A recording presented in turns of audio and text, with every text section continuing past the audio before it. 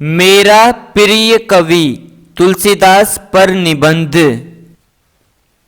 तुलसीदास जी का जन्म सन 1511 में हुआ था। उनके बचपन का नाम रामबोला था।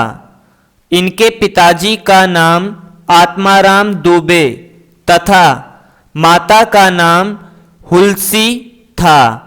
अक्सर लोग अपनी माँ की कोख में 9 महीने रहते हैं, लेकिन तुलसीदास जी अपनी माँ की कोख में 12 महीने तक रहे हैं।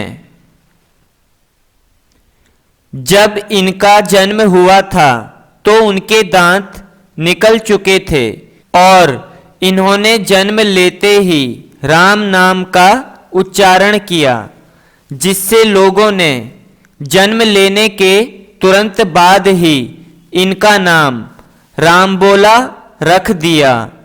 इनके जन्म के अगले दिन ही इनकी माता का निधन हो गया। अब रामबोला के सर से माता का साया हट चुका था। तुलसीदास भारत के सबसे महान हिंदू संतों में से एक थे। उन्हें हिंदू धर्म के सबसे प्रसिद्ध प्रतिनिधियों में से एक माना जाता है। तुलसीदास जी ने बाल्यकाल में ही संस्कृत व्याकरण समेत 4 वेदों और 6 वेदांग का ज्ञान प्राप्त कर लिया था और हिंदी साहित्य और दर्शन शास्त्र में निपुण हो गए थे।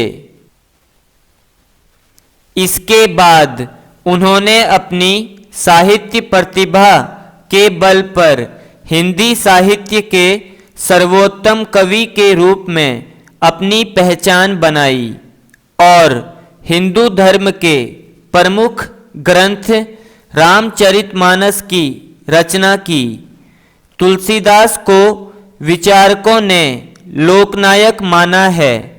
उन्होंने निराशा के सागर में डूबती जनता को आशा और उत्साह का संदेश दिया।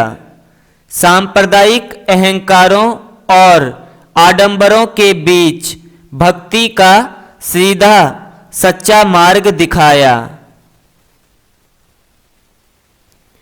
तुलसीदास की कविताओं का एक ही विषय है, मर्यादा पुरुषोत्तम राम की भक्ति।